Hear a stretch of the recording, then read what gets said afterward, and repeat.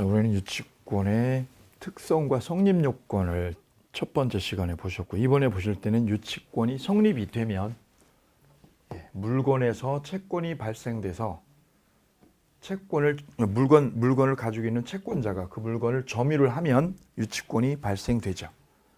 그렇게 생기면, 유치권이 발생되면 어떤 효력이 생기느냐, 바로 그 부분이 유치권의 효력 문제입니다. 효력. 그 효력은 두 가지로요. 어떤 권리가 있고 어떤 의무가 있느냐, 이 부분으로 중점적으로 포인트가 잡히면 되겠습니다. 자, 어떤 효력이 생기느냐, 먼저 권리요. 유치권자에게 어떤 법적 권리가 부여되느냐, 그 권리 문제입니다. 권리 문제. 자, 권리 문제, 이거를 우리 책에는요, 그거 한참 설명이 되어 있는데 이걸 간단하게, 아주 간단하고 짧게 정리를 해드리면 이렇게 정리를 할 수가 있습니다.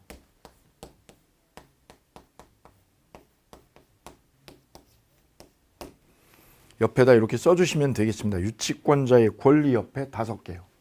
경, 유, 비. 이놈의 경유값이요, 경기에 따라 오르락내리락 하죠. 경유비, 간, 과. 경유비, 간과, 이렇게 5개로 딱 정리하시면 유치권자의 권리는 끝이에요. 5개.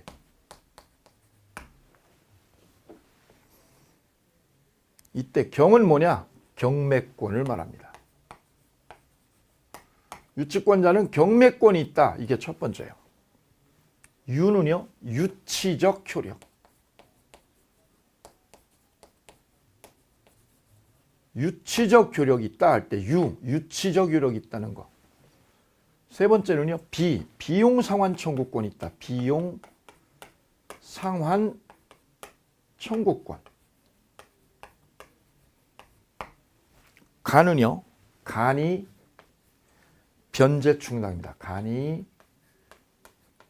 변제 충당권. 과는요, 과실 수취권. 그래서 이걸 머리 글자를 따니 이렇게 경유비 간과 이렇게 딱 압축이 되겠다 이거죠. 그래서 유치권자의 권리 그러면 이 5개예요. 간단합니다. 아주 간단하고 명쾌해요. 쉬워버립니다. 그럼 유치권이 그냥 통째로 쑥 지나가 버릴 수 있어요. 이때 경매권에서 유념할 거는요, 경매는 할 수 있어요. 유치권자가 돈 안 주면, 돈 안 주고 계속 버티면 경매해버리면 돼요. 그런데 경매에서 조심할 거는 뭐냐, 우선 변제권이 없어요. 우선 변제권이 아까 없다고 그랬죠. 삼무가 없다고 했죠. 삼무. 물이 없댔죠. 우물물이. 그럼 경매권은 있는데 우선 변제를 못 가져간다는 말은 무슨 뜻이냐. 유치권자는 경매를 좋아하겠어요? 싫어하겠어요? 싫어해요. 왜? 경매를 해도 내가 돈을 못 가져가니까, 우선 변제를. 저당권자가 먼저 가져가. 뒤에 있는 저당권자가 뒤에서 먼저 가져가. 죽 서서 개 주는 거죠. 그래서 유치권자는 경매를 좋아해요? 싫어해요? 꺼려요. 왜? 우선 변제권이 보장 안 되니까. 경매권이 있어도 경매를 싫어해요. 왜? 이것 때문에. 두 번째, 유치적 유력. 유치적 유력은 뭐냐? 점유를 해서 인도 거부하는 거야. 인도 거부. 이걸 유치라고 그래. 유치적 유력을 할 때 유치가 이런 뜻이다. 점유하고 뭐 거부하는 거? 인도 거부하는 거야. 인도 거부. 근데 거부를 누구한테 하느냐? 누구한테? 모든 사람한테요.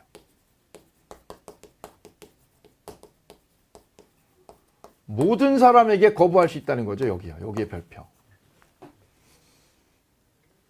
따라서 이런 얘기를 할 수가 있게 되는 거예요.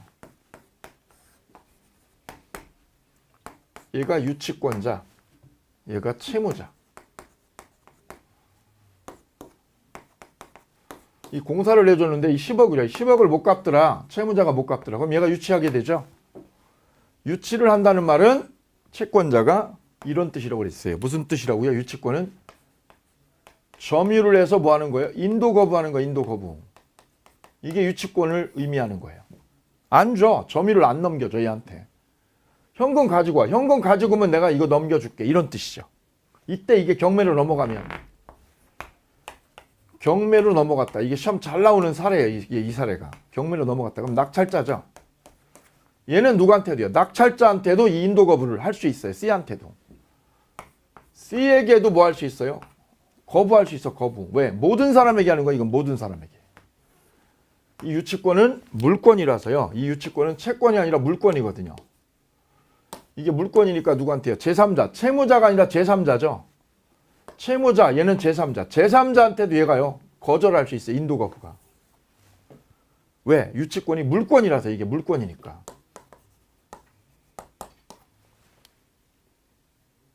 그래서 모든 사람한테 얘는 모든 사람한테 인도 거부할 권리가 있다는 거예요. 이게 유치권의 핵심이에요. 조심할 거는 얘가 돈 달라고 하는 거예요. 돈 달라고 하는 거. 10억 돈 줘. 돈 줘. 돈 달라고 가서 따지는 건 누구한테 가서 삿대질해야 되냐. 삿대질은 얘한테 하면 안 되는 거죠. 얘한테 삿대질해서 돈 달라고 하면 안 되는 거예요. 돈 줘. 아니에요. 왜요? 얘가 채무자 얘한테 가서 삿대질해야 되는 거. 삿대질은. 그게 바로 뭐예요? 변제 청구죠. 변제 요구. 변제해달라고 하는 청구. 변제 청구는 C에게 할 수 있다 없다? 없다는 거죠. C에게 할 수 없다. 왜 못한다? 얘가 채무자가 아니고 얘가 채무자니까. 예, 요게 시험에 아주 잘 나오는 맥이에요. 맥. 인도 거부는 누구한테? C한테 하는데 뭐 하는 거? 변제 청구요. 변제 청구는 C한테 한다 못한다? 못한다. 왜? 얘는 채무자가 아니에요. 얘가 채무자니까. 이 부분 그 시험에 아주 잘 나옵니다. 그리고 유치권의 두 번째는요. 유치적 유력이다. 유치적. 유. 이때 조심할 게 뭐야? 인도 거부는 누구한테 하는 거? 누구한테? 모든 사람에게 하는데 뭐 하는 거? 변제 요구. 변제해달라는 요구죠. 변제 요구. 돈 달라고. 변제 요구는 누구한테요? 채무자에게 하는 거지. 낙찰자, 경락인에게. 낙찰자에게 해요? 못해요? 못하는 거예요. 얘한테는. 이거 꼭 기억해 두시면 되겠습니다. 이거 시험 잘 나오니까. 그 다음 비용상환 청구권. 아까 말씀드린 사례를 가지고 잠깐 설명드리면 강아지가 사람을 물었다. 그럼 강아지를 붙잡으면 유치권이 생깁니다.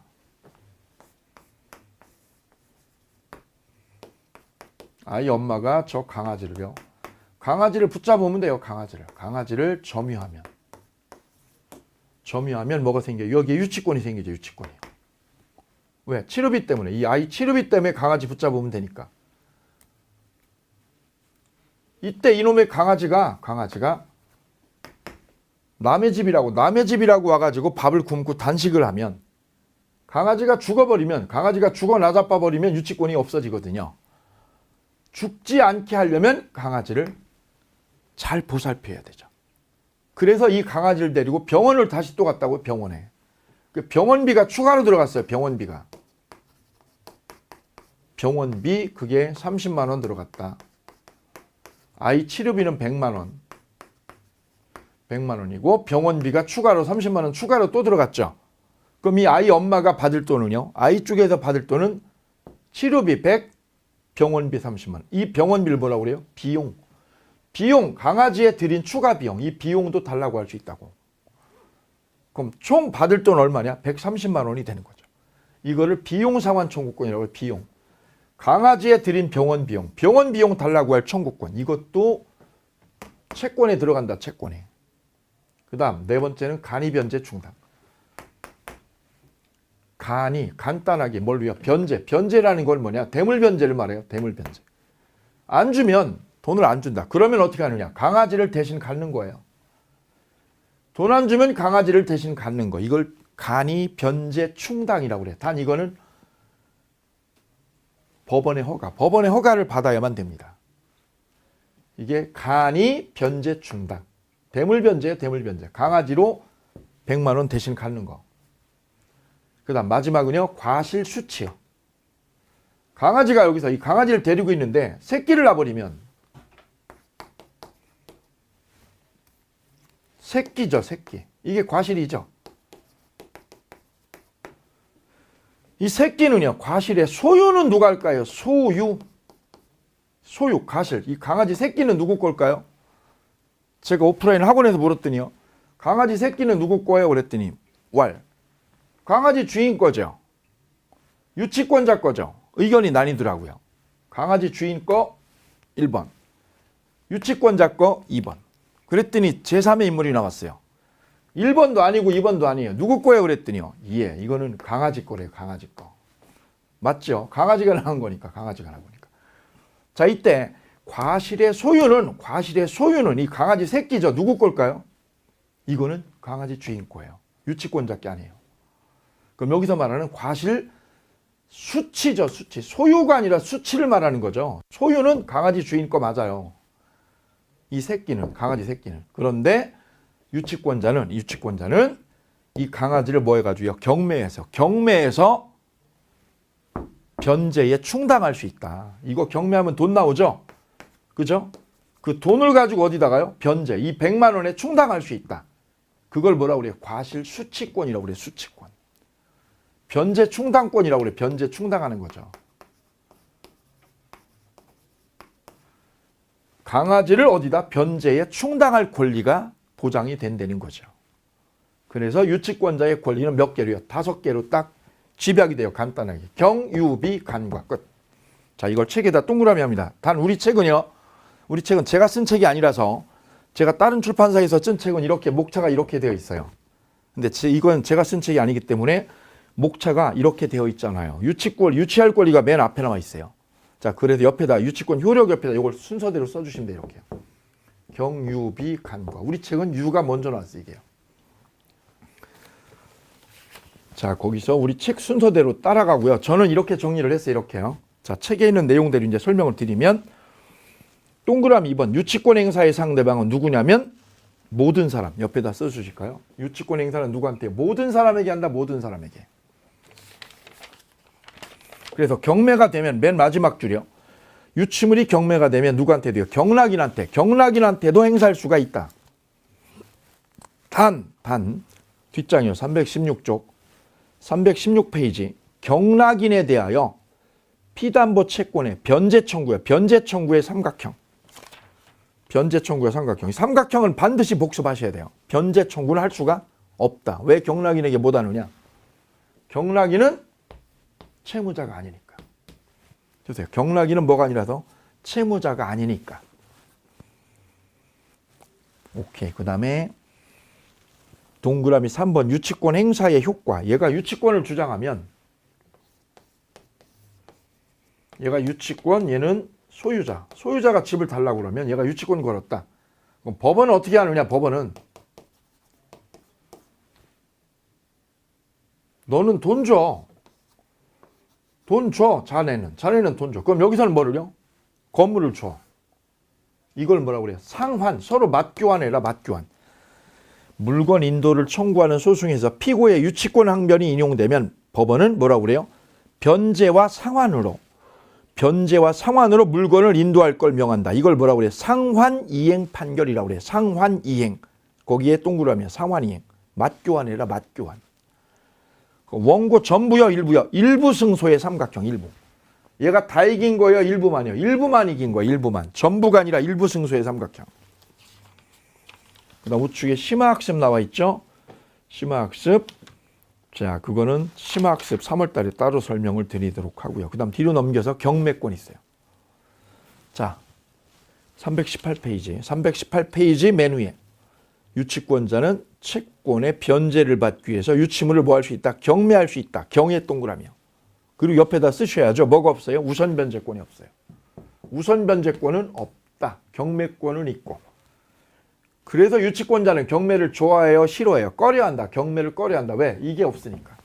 다음 간이변제 충당. 간이변제 충당은 강아지를 갖는 거라고 그랬어요. 정당한 이유가 있는 때는 2항 322조 2항 유치권자는 감정인의 평가에 의하여 유치물로 직접 변제에 충당하는 거죠. 변제에 충당할 거를 법원에 청구할 수 있다. 이걸 간이변제 충당이라고 그래요. 다음 과실수치권 할 때 과의 동그라미요. 과. 323조 조문 볼게요. 유치권자는 유치물의 과실을 수치하여 다른 채권보다 먼저 채권의 변제에 충당할 수 있다. 거기 가로하세요. 변제 충당이라고 그래요. 변제 충당권. 과실 수치의 의미는 무슨 뜻? 변제 충당이에요. 변제 충당. 그러나 과실이 금전이 아니면 뭐 해야 돼요? 경매합니다. 이 강아지요. 강아지는 경매하면 돼요. 경매. 그럼 그 돈 가지고 100만 원에 충당하는 변제 충당권의 의미를 갖는다.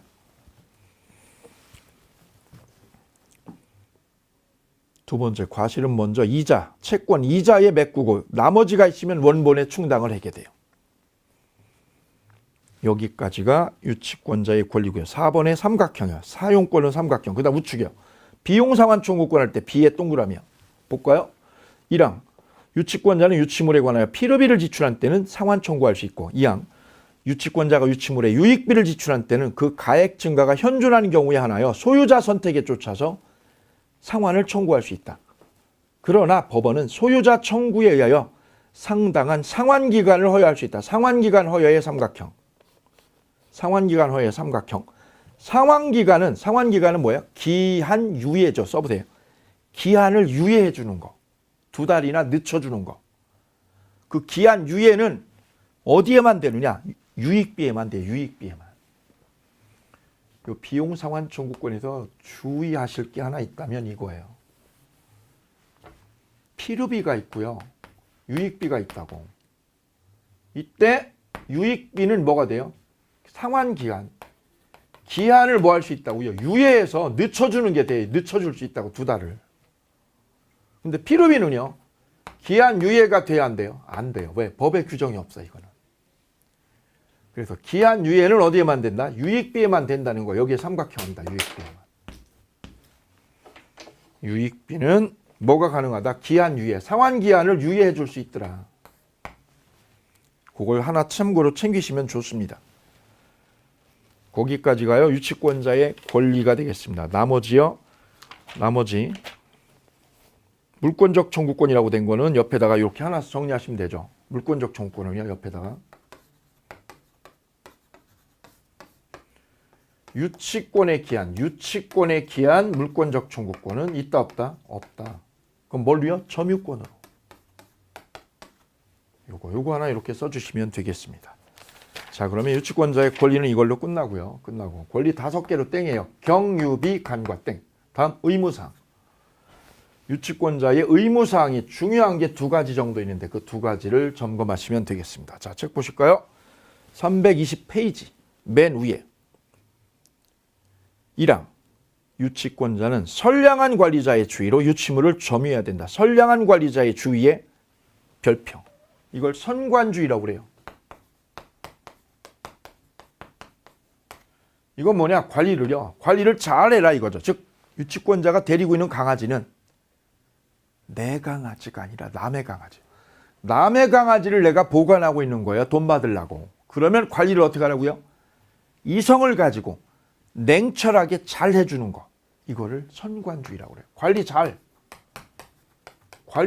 하라고. 이걸 무슨 주의? 선관주의라고 그래요. 요거하고 대비되는 게 뭐냐? 자기재산과 동일주의. 자기재산처럼 그럼 틀려요. 자기재산처럼 관리하는 게 아니라 뭘로요? 선량한 관리자처럼 관리를 해라. 이 시험 잘 나오는 거야. 자기재산처럼 관리한다? 노. 뭘로 관리한다? 선량한 관리자로. 이성을 가지고 관리를 한다. 그 말은 뭐냐? 강아지가 밥을 안 먹고 자꾸 단식을 하면 이성을 가지고 잘 보살펴야 되는 거예요. 그 다음 2항 유치권자는 채무자의 승낙 삼각형이요. 승낙 없이는 사용도 대여도 담보 제공을 못합니다. 사용, 대여, 담보 제공을 해요 못해요? 못해요. 누구 승낙 없이요? 채무자 승낙이죠. 무단으로 사용하거나 대여하거나 담보 제공을 하지 못한다. 왜? 남의 거야. 남의 강아지죠. 남의 강아지를 사용하는 거 할 수 없다고요. 승낙 없이는. 대여도 안 돼요. 담보도 안 돼요. 요게 2번째 의무. 그러나 단서 있어요. 그러나의 삼각형 아시죠? 그러나 삼각형. 유치물의 보존에 필요한 사용, 밑줄이요. 보존에 필요한 사용은 그러하지 아니하다. 무슨 뜻? 승낙 없이 할 수 있다. 시험 잘 나와요. 무슨 사용? 보존에 필요한 사용. 그래 지금 유치권자의 권리가 5개인데요. 여기다 플러스 하나요. 경유비 간과 5가지죠. 5개 플러스 하나. 그게 뭐냐? 보예요. 보.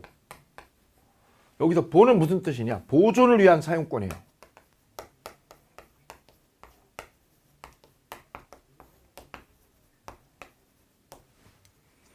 보가 삼각형으로 들어가요. 보. 5개 플러스 삼각형. 보. 보존을 위한 사용권. 여기서 헷갈리는 게 이거예요. 사용권이에요. 사용권. 여기서 사용하고 이 사용하고 뭐가 다르냐? 다른 거예요. 여기서 사용은 보존을 위한 사용이에요. 보존을 위한 사용권은 있다는 거예요. 인정된다는 거예요. 즉, 이 건물을 유치하고 있다. 건물을 유치하고 있다. 이때 이 유치권자가 건물에 들어가서 뭐 하는 거? 거주하는 거. 건물에 들어가서 거주하는 게 바로 무슨 사용? 보존을 위한 사용이다. 이거 보존을 위한 사용. 이게 허용된다는 거죠. 유치권자가 돈 받으려고 빌라에 들어가서 뭐 하는 거? 거주하고 사는 거. 그 사는 걸 우리는 뭐라고 부른다? 이걸 뭐라고 부른다? 보존을 위한 사용권이라고 이해합니다.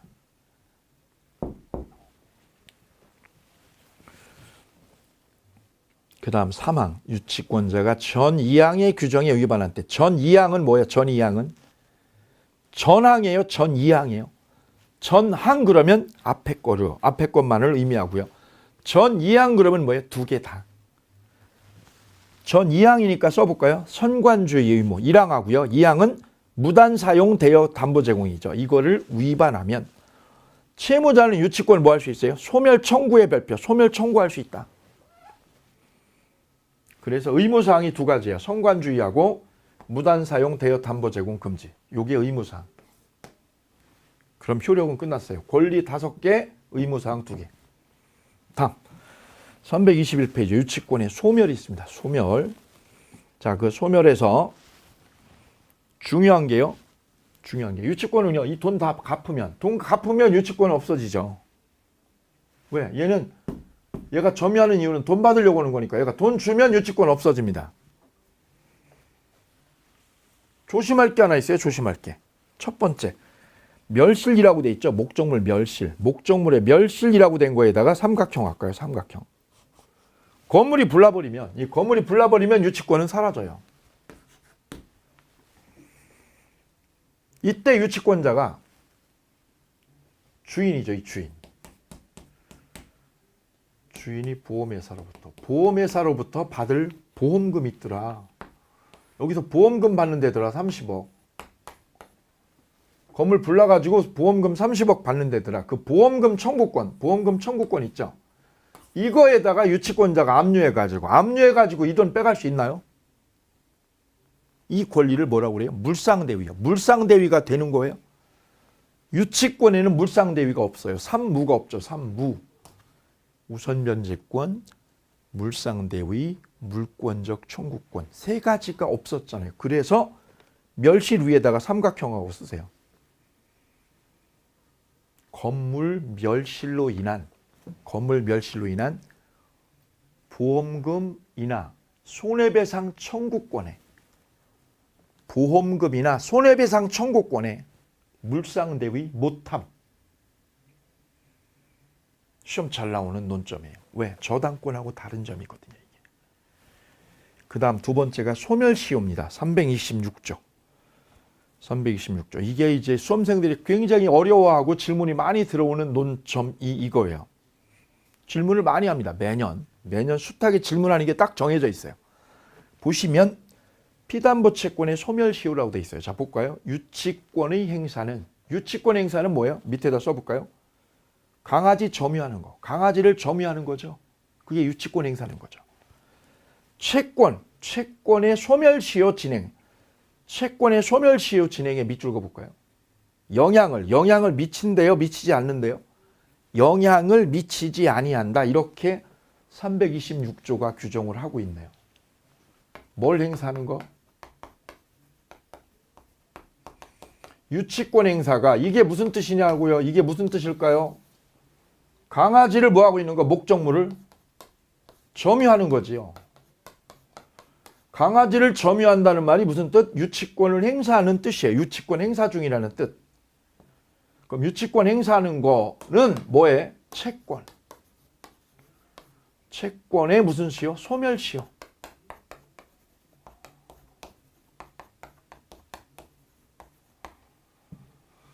여기요. 채권의 소멸시효 진행. 이 소멸시효 진행에 뭐 하지 않는다? 영향을 미친다요? 미치지 않는다. 이거 시험 잘 나와요. 거기에 별표. 영향을 미치지 않는다. 무슨 뜻? 소멸시효 진행한다는 뜻이요? 안 한다는 뜻이요? 진행한다. 이 뜻이에요. 진행한다는 뜻이에요. 소멸시효 진행한다. 영향을 미치지 않는다는 거는 진행한다는 거예요. 그대로. 그럼 이게 무슨 뜻이냐? 유치권 행사는 강아지를 점유한다는 거고요. 강아지 데리고 있으면 채권의 소멸시효는 멈춰요? 진행해요? 진행한다는 거예요. 강아지를 뭐하고 있더라도 데리고 있더라도 강아지를 점유하고 있더라도 채권의 소멸시효가 멈춘대요? 진행한대요?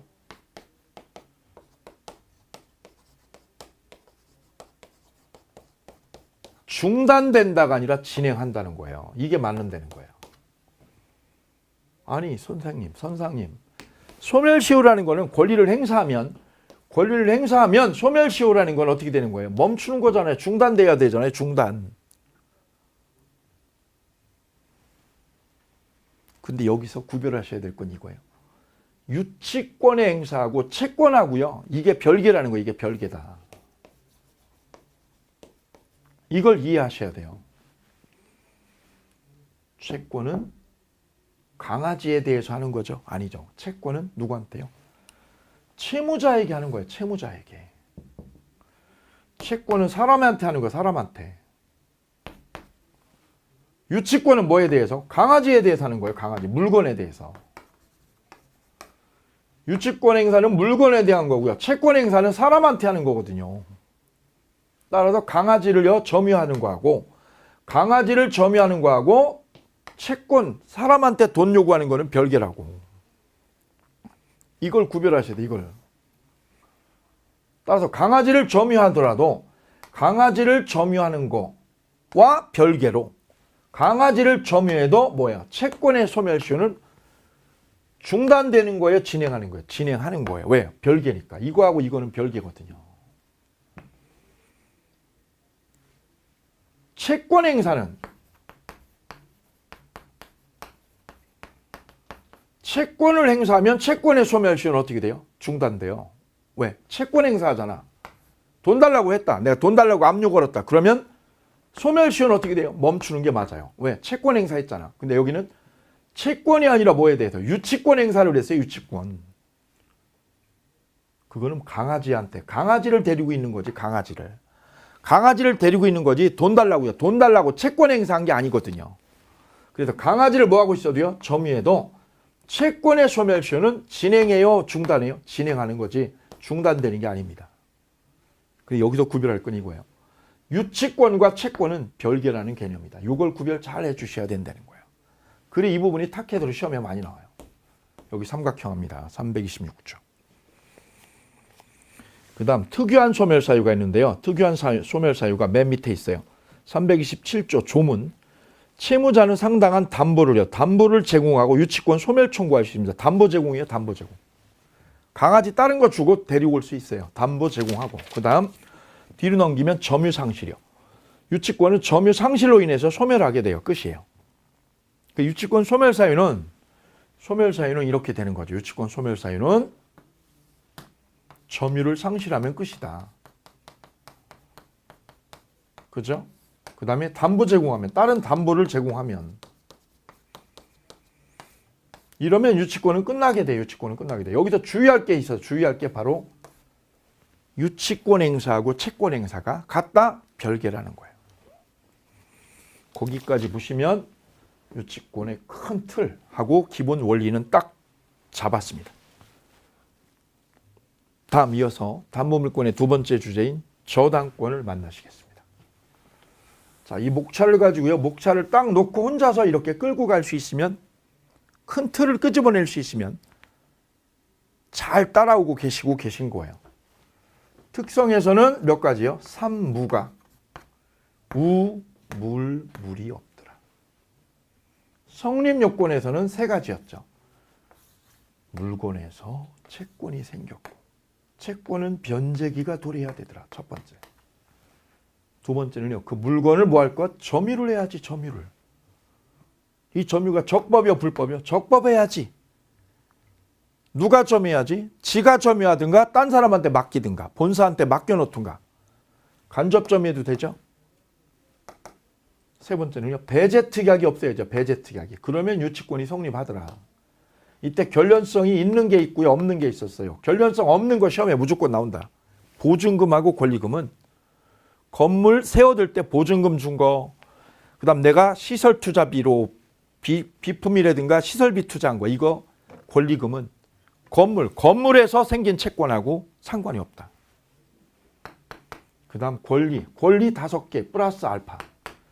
경유비 간과 플러스 알파 보존을 위한 사용권. 의무 두 가지요. 의무 두 가지. 성관주 의무가 있고 무단 사용 대여 금지 금지다. 무단 사용이나 대여나 이런 건 금지되더라. 이렇게 하면 유치권은 전반적인 흐름 딱 잡히겠습니다. 다음 이어서 저당권 보시죠. 저당권은 323페이지인데요. 저당권이 양이 제일 많습니다. 물권 중에. 저당권이 있고요. 그 다음에 공동저당이 있고 근저당이 있어요. 저당권은 크게 세 덩어리예요. 세 덩어리. 자, 그 중에서 근저당에서 매년 한 문제, 보통 저당에서 하나에서 두 개 이렇게 나오고요. 그러니까 기본적으로 두세 개 정도 나와요. 두세 개 정도. 두 개 내지 세 개가 나오거든요. 그 다음에 이 공동저당이 4, 5년에 한 번 나와요. 4, 5년에 한 번씩 출제를 하고 있어요. 작년에 여기가 출제가 됐거든요. 지난 27회 시험에 여기가 출제가 됐어요. 4, 5년에 한 번 나오는데 이게 딱 나왔어요. 그러면 올해는 가능성이 아주 적다라고 보시면 돼요. 아주 적다. 아주 기본적인 것만, 아주 기본적인 개념만 보고 그냥 패스하셔도 돼요. 출제 가능성이 거의 없다고 보시면 돼요. 왜? 여기 매년 나오는 주제가 아니거든요. 예, 하실 때는 이 부분입니다. 저당권하고요, 근저당권 이 부분입니다. 이쪽에서 두 문제, 여기서 한 문제 이렇게 세 문제 준비하시면 되겠습니다. 자, 그래서 저당권의 총설부터 진행을 하도록 하겠습니다. 담보물권 중에서 저당권을 만나게 되면 물건이 일로 다 모여요. 바다로 와가지고 모든 물이 다 모이듯이 똑같은 맥락이에요. 소유권도 일로 오면 모이고 용의물권, 전세권도 와서 모이고 유치권도 여기 오면 다 만나게 돼요. 그거는 이제 나중에 심화학습할 때 만나보시도록 하고 일단 논리적 순서대로요. 그냥 저당권을 순서대로 쭉 전개해 나가도록 하겠습니다. 첫 번째.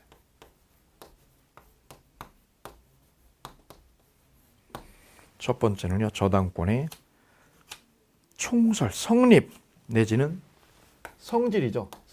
성립부터. 여기부터 살펴보도록 하겠습니다. 먼저 저당권의 성립이요. 성립을 살펴보고 그 다음에 두 번째는요. 저당권의 효력.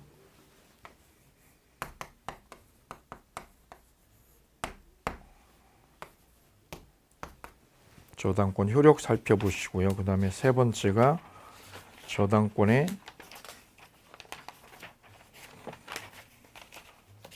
여기 내용이 목차가 길죠. 아주 길어요.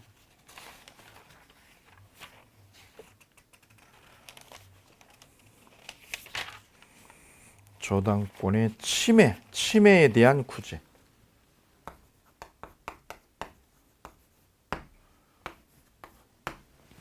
저당권 침해에 대한 구제. 그 다음에 저당권의 처분. 이렇게 목차를요, 4개로요. 4개로 보시면 되겠습니다. 마지막이 저당권 소멸. 이렇게 5개로 정리를 하시면 돼요. 5개로. 성립에서 어떤 효력이 생기고 어떻게 소멸하는지요. 유치권하고 비슷한 맥락으로 가시면 돼요. 자, 이렇게 5개로 크게 전개가 되시는데 이쪽 효력 부분이 목차가 아주 길어요. 여기가 목차가 굉장히 길다는 거죠. 내용도 많고 이 부분이 이제 포인트가 됩니다. 이 부분을 뚫어내시면 저당권은 끝나는 거예요. 자, 그 전에 여기 기본적인 것들을 보시죠. 먼저 저당권의 성질하고요. 성립법은 먼저 살펴보도록 하겠습니다. 자, 323페이지. 자, 저당권을 우리가 설명할 땐 이렇게 설명을 드려요. B가 채권자가 채무자한테 돈을 이렇게 10억을 꿔준다. 10억. 그러면 채권이 존재한다는 얘기다. 채권이. 그럼 채무자 입장에서는 채무죠. 채무고 얘 입장에서는 채권이 존재하는 거죠.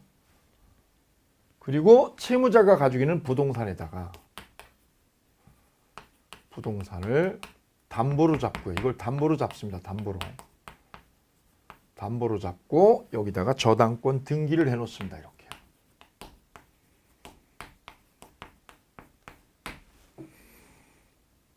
그러면 돈 꿔주고 집을요. 이 집이나 부동산을 담보로 잡고 있는 게 저당권. 이렇게 이해하시면 돼요. 이때 저 부동산에 대한 사용권하고 이용권. 이건 누가 쥐고 있느냐, 누가 장악을 하고 있는지 이걸 꼭 한번 짚어보셔야 돼요. 여기가 채무자. 여기는 채권자. 이때 저당권을 설정한 사람은 누굽니까? 설정한 사람은 설정자가 있죠. 바로 A가 설정자예요. 얘를 저당권 설정자라고 그래요. 채무자가. 그럼 이쪽은요. 돈을 대준 사람은 은행은 저당권자.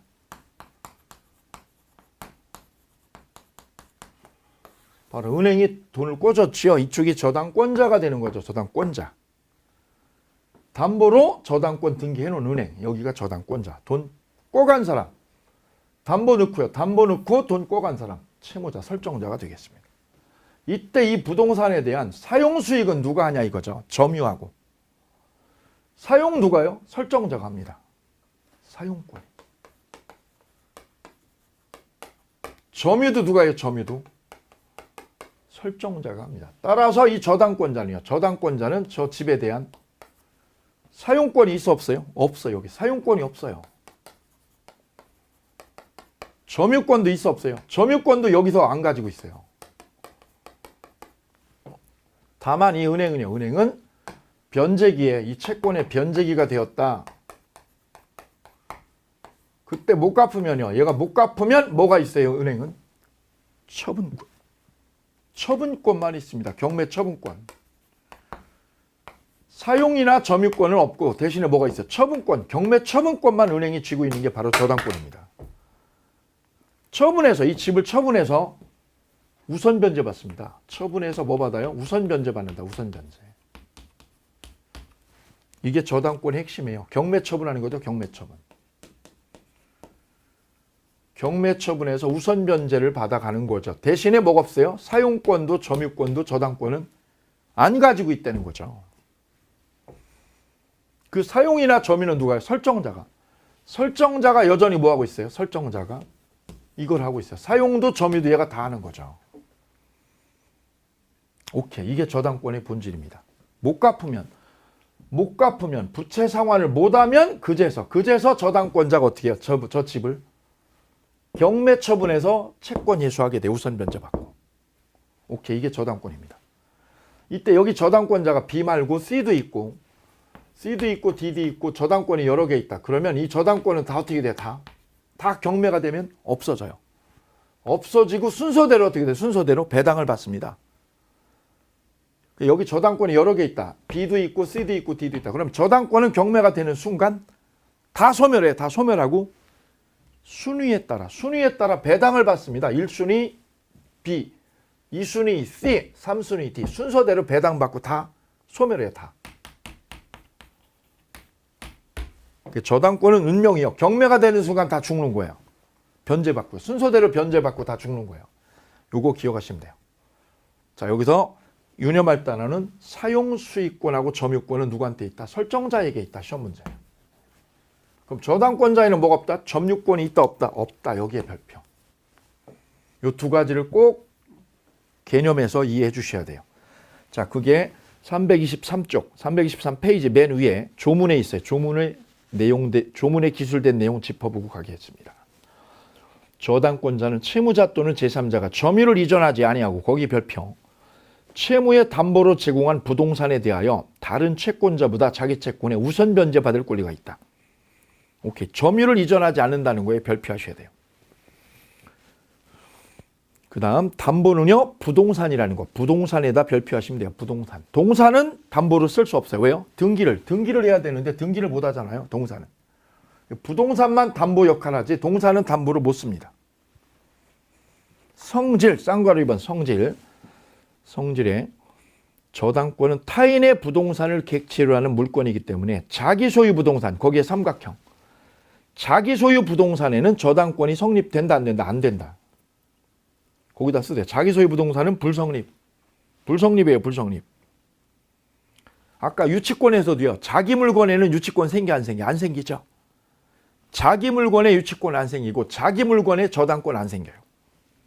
그 다음 두 번째요. 저당권은 약정 담보 물권이요. 약정의 동그라미 할까요?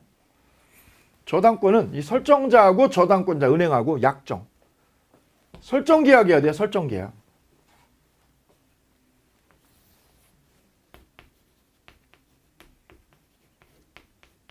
설정 계약을 해야 생기니까 이걸 뭐라고 그래요? 약정 담보 물권이다. 이렇게 얘기하는 거죠. 반대로 유치권은요. 유치권은 위에다 쓰세요. 옆에다가. 유치권은 약정이 아니라 법정 담보 물권. 왜? 법으로 정한 거예요. 저당권은 약정으로 생기는 약정 담보 물권. 유치권은 법으로 생기니까 법정 담보 물권. 그 점에서 구별이 돼요. 다음 통유성 3번의 동그라미. 저당권은 우리가 담보 물권의 특성 얘기할 때 부종성. 채권이 있어야 저당권이 있는 거죠. 부종성, 수반성. 채권과 저당권은 같이 가는 거. 불가분성, 다 갚아야죠. 다 갚아야 없어지는 거죠. 물상대위, 이 건물이 불나면 보험금 청구권. 보험금 청구권에 효력이 있는 거. 물상대위가 되더라. 이게 통유성. 시험 꼭 나와요.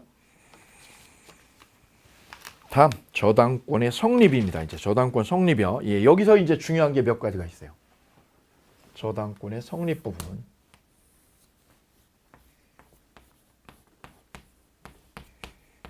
네 가지를 순서대로 쫙 따라가시면 돼요. 네 가지를 순서대로. 노트에다 한번 써보시죠. 노트에다가 저당권의 성립에서 네 가지요. 첫 번째 저당권은 저당권 설정하자는 계약. 계약을 설정자하고 저당권자 둘이 해야 됩니다. 설정 계약. 그래야 저당권이 생기지. 저절로 생기지 않아요. 계약을 해야 생겨요. 그래서 저당권 설정 계약.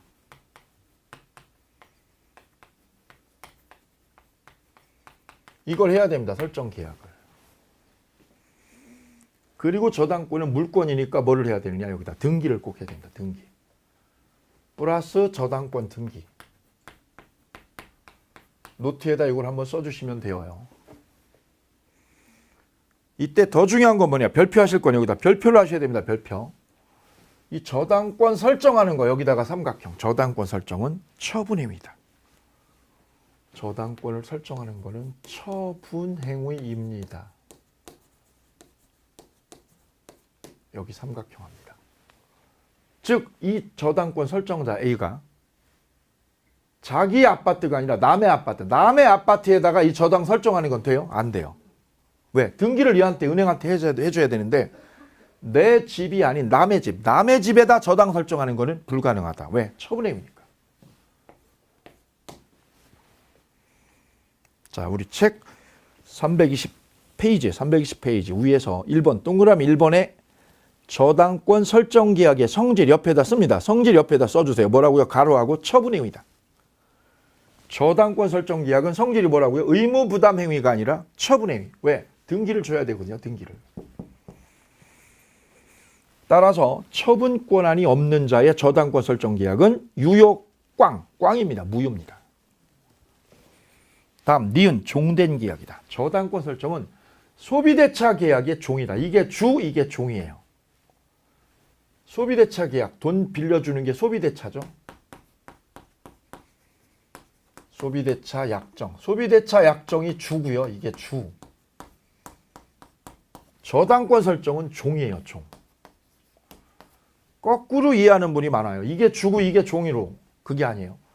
저당권 설정이 종이에요. 종. 저당 설정 계약서. 이건 왜 쓰는 거예요? 돈 빌리려고요. 돈 빌리려고 저당 설정하는 거거든요. 돈 꾸는 거. 이게 주예요. 이게 주. 이게 주고요. 이게 주고 저당 설정은 종이에요. 종. 종된 계약입니다. 니은. 그 다음 밑에 판례 두 개는 나중에 보고요. 나중에 보고. 밑에 판례가 두 개 있잖아요. 위에 판례, 밑에 판례 있는데 밑에 판례에다가 별표. 채무자 아닌 누구를? 제3자. 채무자 아닌 누구래요? 제3자를 채무자로 하여 경유된 저당권 설정 등기는 유효, 무효? 무효. 채무자 아닌 제3자는 뭐예요? 거기다 써볼까요? 남의 집. 남의 집에 설정한 저당권. 그 뜻이에요. 써보세요. 내 집이 아니라 남의 집. 남의 집에 설정한 저당권은 무효. 그게 두 번째 판례의 의미예요. 다음 디귿. 저당권 설정 계약은 불효식입니다. 불효식. 왜? 법률의 위는 불효식이니까요. 조건이나 기한을 넣을 수 있다 없다? 있다. 19의 정답. 조건 붙일 수 있다. 조건부. 자, 그래서 저당권 설정 계약은 저당권 성립은요. 저당권 성립하려면 첫째요. 설정 계약을 해야 되고 등기를 해야 된다. 이때 저당권 설정 계약은 첫째 처분행위다. 두 번째 종된 행위다. 세 번째 조건을 붙여도 된다. 세 가지 기억하시면 됩니다. 거기서 제일 중요한 거는 처분 행위고 종된 행위다. 이거는 처분 행위고 종된 행위다. 소비대차의 종이다. 종. 오케이. 두 번째.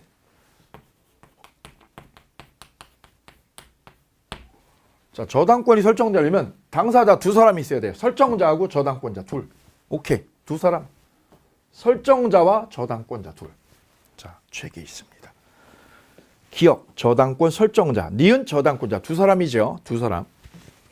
이때 설정자는요. 보통 채무자예요. 돈 꿔가는 채무자가 자기 집에다 설정하는 거지요. 그런데 여기서 조심할 게 채무자에 한하는 게 아니고요. 제3자라도 무방한데 이때 제3자처럼 타인의 채무를 담보하기 위해서 자신의 재산을, 자기의 부동산을 제공하는 자. 이분을 뭐라고 하느냐? 물상보증인이라고 그래요. 동그라미 물상보증인. 물상보증인은 누구냐? 여기요. 아들이요. 심형래가 돈 빌리고 심형래가 10억 꾸는 거죠. 이때 심형래 대신에 뭐예요? 아버님이 자기 집을 담보로 내놓는 거. 그 바로 아버님입니다. 아버님. 보통 아버님이나 친인척. 돈은 누가 꾸고요? A가 꾸고 누가요? 가족들이 담보 내놓죠. 이분을 물상보증인이라고 그런다. 다음 저당권자. 저당권의 부종성 때문에 저당권자는 원칙적으로 채권자의 하나입니다. 즉 저당권자와 채권자는 동일인입니다. 동일인 별표. 그래서 저당권자는 누가 돼요? 채권자가 돼요. 돈 꿔준 은행이 채권자가 되는 거죠. 근데 보통은 채권자하고 저당권자가 이렇게 딱 일치하는 거, 딱 맞아 떨어지는 거죠. 은행이 바로 저당권자가 되는 거죠. 근데 채권자가 아닌 누가요? 제3자가 이렇게 제3자가.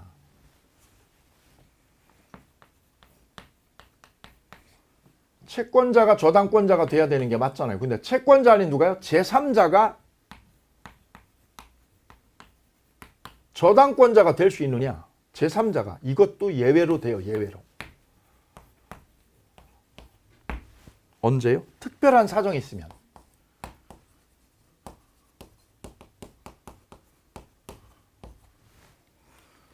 이 특별한 사정이 있으면 제3자요. 제3자를 저당권자로 할 수 있다는 거지. 이렇게.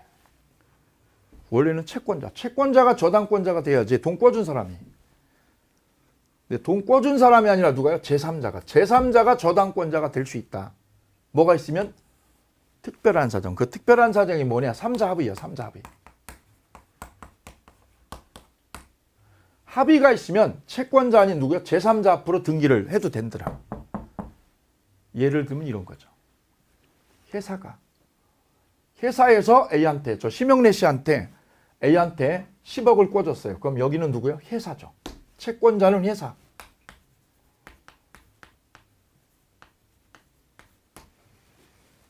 근데 저당권자는요. 저당권은 누가 앞으로 했느냐? 그 대표이사 앞으로. 대표이사 C 앞으로 저당권 등기를 했다. 등기를. 그럼 채권은 회사한테, 저당권은 누가 앞으로요? 제3자 앞으로. 그럼 채권자예요? 제3자 앞으로. 제3자 앞으로 저당권 등기를 꽂은 거죠. 이렇게 등기를.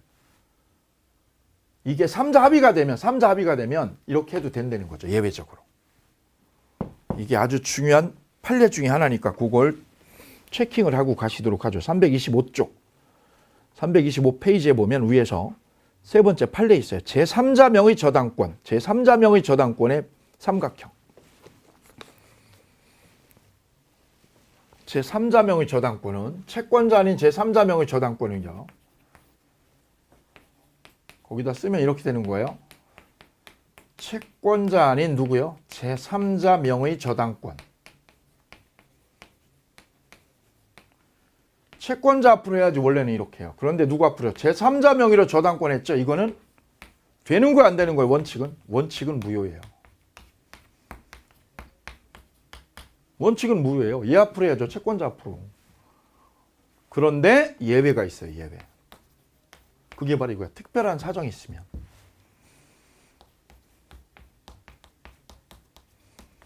그게 바로 3자 합의죠. 이런 사정, 특별한 사정이 있으면 무효가 아니라 뭘로요? 유효로 본다는 거죠. 유효로. 바로 이 부분입니다. 이 부분. 이 부분을 지금 그 판례가 얘기하고 있는 거예요. 여기 삼각형합니다. 채권자 아닌 누구요? 제3자명의 저당권은 무효다 유효다. 무효가 원칙인데 뭐가 있을 때? 3자 합의라는 특별한 사정 이렇게 있으면 회사하고 대표이사하고요. 회사, 대표이사, 채무자 3자가 합의해서 회사가 아니라 누구 앞으로? 대표이사 앞으로. 대표이사 앞으로 저당권 등기를 박으면 이렇게 박으면 그거는 무효가 아니라 유효다. 이게 이 판례를 말하고 있습니다. 다음 동그라미 3번 저당권 설정 등기의 동그라미. 등기가 돼야죠. 저당권은. 그 다음 디귿의 삼각형하고요. 그 삼각형은 나중에 설명드립니다. 다음 저당권의 객체. 자, 설정 계약을 하고 당사자가 두 사람 있어야죠. 설정자와 저당권자 두 사람. 보통은 저당권자가 채권자죠. 그런데 누구도요? 제3자도 된다. 제3자도. 이게 지금 그 설명이었어요. 그 다음 저당권의 객체. 담보요. 이 담보를 쓸 수 있는 거는 뭐냐? 객체. 저당권의 객체로 쓸 수 있는 거는 동산이 아니라 부동산이다. 그 객체에다가 이렇게 두 줄로 정리해보죠. 객체. 저당권의 객체는 두 줄로 해서 쫙 정리하시면 쉽습니다. 첫 번째. 부동산은 됩니다. 부동산 되는데 동산은 안 됩니다. 부동산에다 설정하는 거죠. 왜? 등기를 해야 되니까. 그 다음 부동산의 전부는 돼요. 전부. 근데 부동산이 어디요? 일부요. 일부에는 안 됩니다. 일부에는. 부동산 일부에다가 분필하기 전에는 안 돼요. 땅 일부에다 돼야 안 돼? 안 됩니다. 이게 시험에 잘 나오는 거예요. 별평. 우리 시험에도 나왔고요. 사법고시에도 이미 출제가 됐어요. 다음 공유 지분에다도 돼요. 공유 지분에다도 저당 설정할 수 있어요. 지분에다 대출받을 수 있다고. 부동산의 일부는 안 되고요. 그 다음 지상권이나 전세권. 지상권이나 전세권에다 대출받을 수 있어요. 네, 대출됩니다. 그런데 지역권에는 안 돼요. 지역권에 안 됩니다. 지역권. 법에 규정이 없어요. 그 다음 광업권이나 전세권. 광업권 가지고 대출받을 수 있어요. 그 다음에 어업권이요. 어업권도 대출돼요.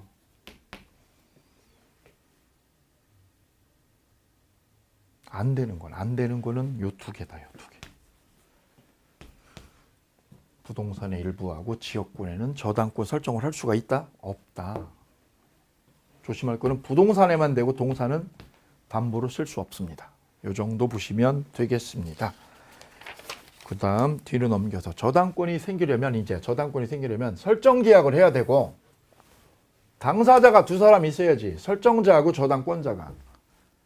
객체로 뭐가 있어야 돼? 담보가 있어야 융자받지. 담보 없으면 못 받죠. 그 다음 뭐가 있어야 돼? 채권이요. 채권이 있어야죠. 채권이 존재해야 된다. 채권이. 받을 돈. B가 A한테 받을 돈이 있어야 된다. 그 받을 돈은 금전 채권만 되느냐? 돈 꿔준 거. 금전 거래한 것만 되는 게 아니라 비금전 채권도 돼요. 비금전 채권. 금전이든 비금전이든 채권만 있으면 다 됩니다. 그래서 저당권의 성립 요건은 저당권의 성립은 네 가지요. 성립의 사요소예요. 성립의 사요소. 저당권 성립의 사요소는 요거지요. 설정계약, 당사자, 객체, 그 다음에 채권. 이러면 저당권의 성립 요소까지 끝났어요. 유치권 성립의 3요소는요. 유치권 성립의 3요소는 물건에서 채권이 생기고, 그죠? 두 번째는 물건을 점유하고, 세 번째는 배제 특약이 없어야죠. 3요소가 있었죠. 3요소가. 여기에서도 3요소. 여기는 4요소. 여기까지 보셨고, 그 다음에 이제 저당권의 효력 이 부분부터 잠시 쉬셨다가 만나시도록 하겠습니다. 감사합니다.